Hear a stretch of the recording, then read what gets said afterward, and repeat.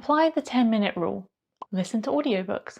Follow influencers. Advice on how to read more books is everywhere, and if you're someone who would like to, well, read more books, it's probably something you've typed into Google or YouTube to gather up some tasty little morsels of advice. But, and hear me out, I don't think the advice you've been given is actually helping you read more books. In fact, I think it's making you read less.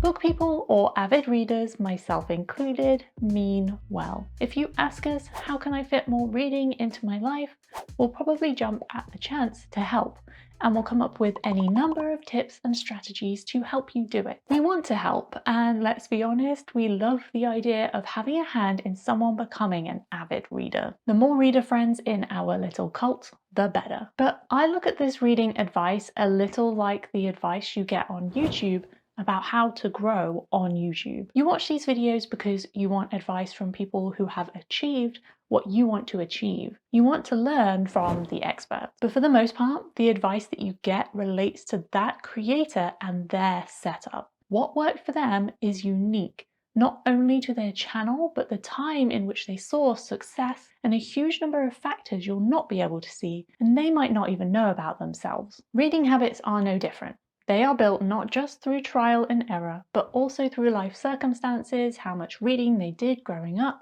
what they were taught about reading growing up, their reading influences growing up, and yes, their finances growing up too. Just like with the success of a YouTube channel, someone might have a leg up because they have some prior experience making videos or writing or connections you don't even know about. They might have grown up in an environment that fostered their creativity, or they had opportunities at school to explore it. Readers are the same. They may have grown up reading books, and so they have some baseline habits they can fall back on. They may not have started from zero, but you might be. When taking advice from someone who's telling you how to read more books, it's worth keeping all of this in mind. Not so you can dismiss their advice, but so that you can think more critically about it. But let's get into the weeds, shall we? Because here are some examples of how to read more advice I found on various parts of the internet. One piece of this is some advice I shared in a video posted in 2021, which you can no longer watch. I'll let you guess which piece of advice you think was from me in the comments.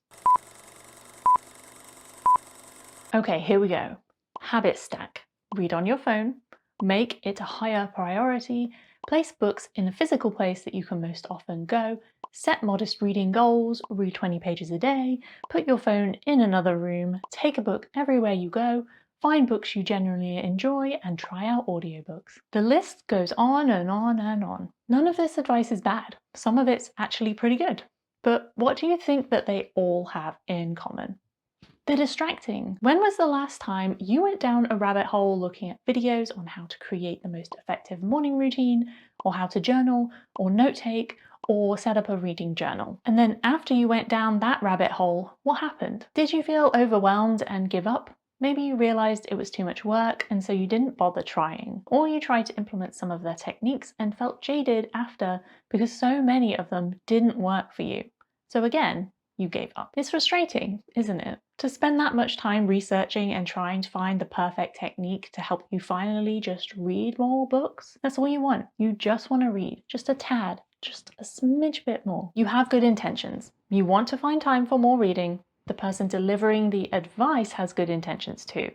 They want you to find more time for reading. But when I was in the biggest slump of my life, almost 10 years of not reading a book after university, the thing that got me back into reading again wasn't an advice video I found on the internet, it was a book. That one book may have been a silly little romp with Faye, but it reminded me what reading should be: fun. I didn't need a hack or advice. I needed to pick up a book. I think we've moved into a different age, a different era of the internet, you might say. And just life in general, where everything, and I mean everything, feels like it has to have some kind of productivity element to it. We feel the need to search for hacks or tricks or new strategies to just do the things that we actually want to do because we don't have the time or money to do it. Our brains are fried and filled with endless wave of information, and that wave is becoming less and less valuable. So when we have an intention, in this case to read more books, we are looking for outside help. We are looking for some advice because we just can't find a way to do it alone. But what we find in our search for book advice, I think,